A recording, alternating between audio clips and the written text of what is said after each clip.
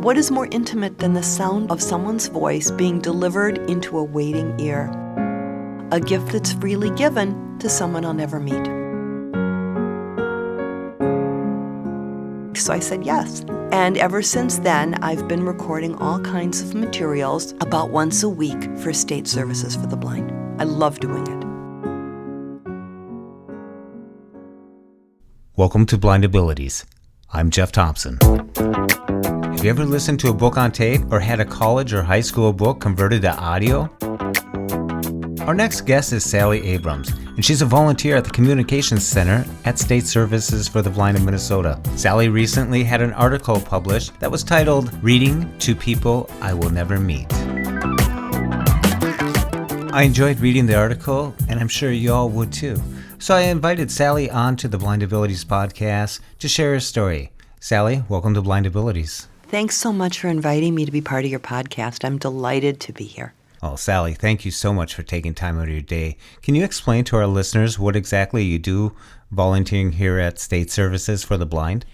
I record books, textbooks, and nonfiction and fiction for people with visual disabilities, and sometimes those materials are also used by people with learning disabilities where they learn better by listening than by reading. Yeah, people who have trouble accessing the printed word. You're also a freelance writer. Yes, so this is a volunteer job that I do about once a week.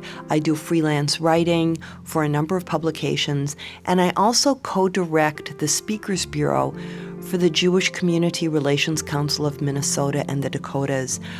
My group of volunteers, and I'm among them, we go out to schools and civic groups and churches all over the Twin Cities and somewhat beyond. We explain the beliefs and practices of Judaism. We also talk about Israel and help people gain context for a very complicated story that's always in the headlines.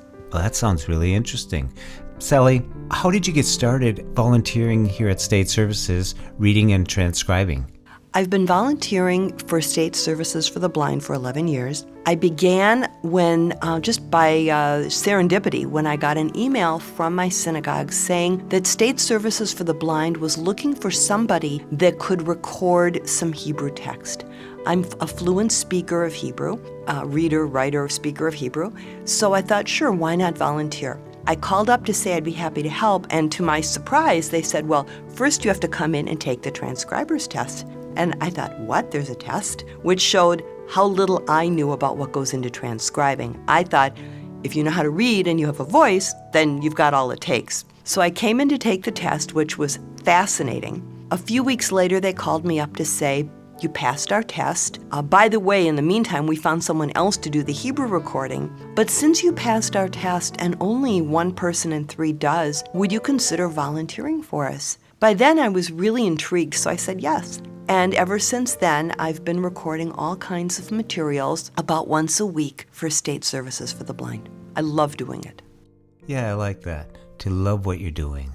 You said you read a lot of material. Now, I'm sure you don't get to pick and choose what material you get to read, and I'm sure there's some articles that you never thought you would be reading.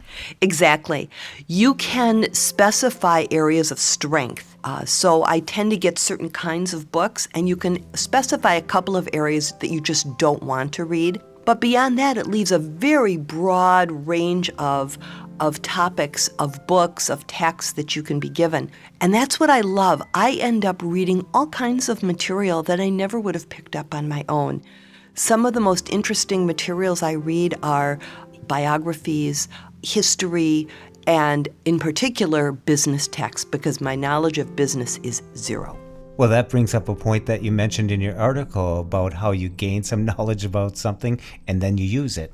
That happens a lot, where I'll get a nugget of something that is such an eye-opener to me, and it stays with me. One thing about recording books for the blind, or for anybody, is you think you're going to learn so much new material, but to really learn something new, you have to read it slowly, you pause, you go back. When you're recording for someone else, you have to keep a steady pace and keep going. So you don't gain as much new knowledge as you might think, but nonetheless, there are pieces that stay with you.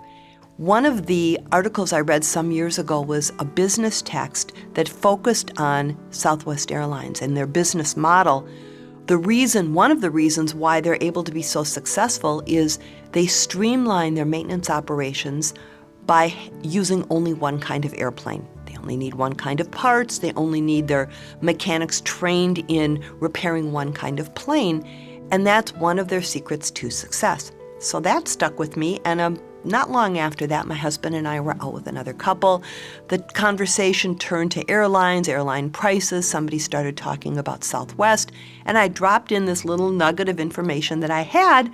And my husband looked at me like, flabbergasted. How on earth would you have known that? But I knew it because I read about it here. Well, that's great.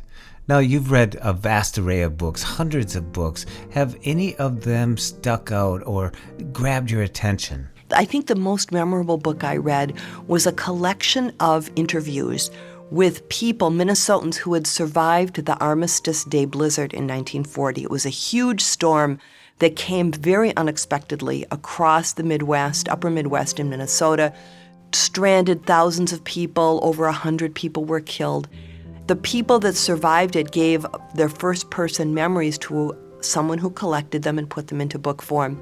It was riveting to read the accounts of how people survived the storm, how people pitched in, pulled together, helped out each other, strangers helping strangers get through.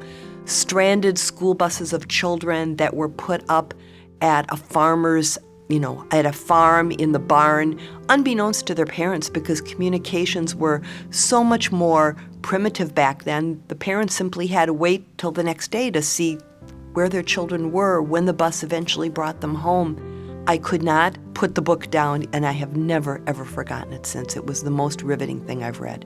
Oh yeah, I remember growing up hearing stories about that storm. Terrible. Sally, in your recently published article, by the way, I love the title, Reading to People I Will Never Meet. What inspired that article?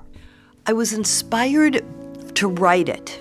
That was what came first. I was inspired to write it because I read the posts that are on a wonderful website called Grok Nation. This is the website of Mayim Bialik, the actress from The Big Bang Theory, who has all sorts of interesting freelance writers and staff writers that write articles for her website. The article I happened to read was written by a woman who donates platelets, a blood part. And coincidentally, that's something I also did for at least a decade. Her experience, the way she wrote about it, was identical to what I had done. And she was able to take an obscure kind of volunteering and make it so interesting. What she loved about donating platelets was the anonymity, giving something of herself to someone who she will never see. She has no idea where it's going, but she knows it's doing good. And that was how I felt when I did it. And I thought about volunteering here, and I thought, well, if they published an article about donating platelets, which is a very obscure kind of volunteering, there are other kinds of volunteering that are equally anonymous, including transcribing books for the blind.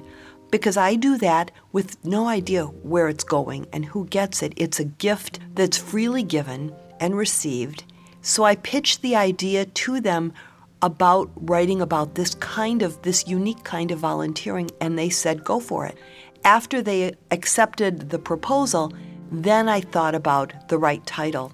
And what inspired the title was the aspect of the work that is the most satisfying to me, and that is the anonymity. That I don't know who gets it, that I'm giving something of myself, my voice, my personality, and it's, what is more intimate than the sound of someone's voice being delivered into a waiting ear? A gift that's freely given to someone I'll never meet. Very well said. Sally, you seem to have such a passion for doing what you're doing here, volunteering, reading, and transcribing. It must be very rewarding for you. It has indeed. I love volunteering here.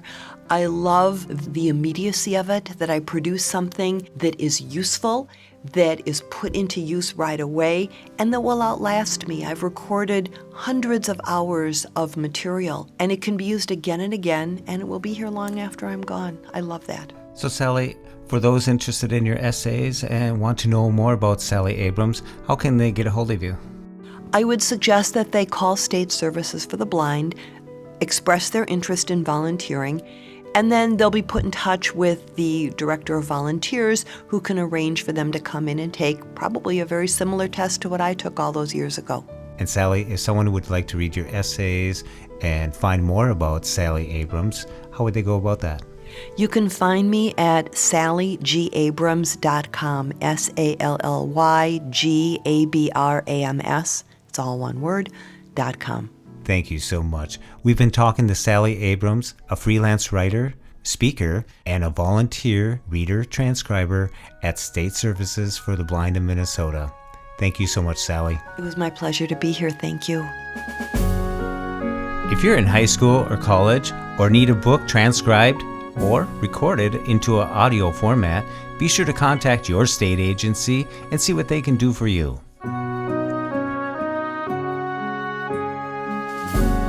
I would like to thank Chi Chow for the wonderful music. That's LCHEECHAU on Twitter.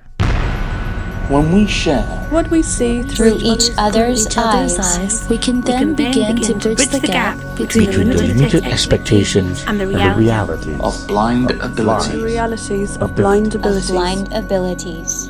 For more podcasts with a blindness perspective, check us out on the web at www.blindabilities.com, on Twitter at blindabilities. Download our app from the App Store, blindabilities, that's 2 words, or send us an email at info@blindabilities.com. Thanks for listening.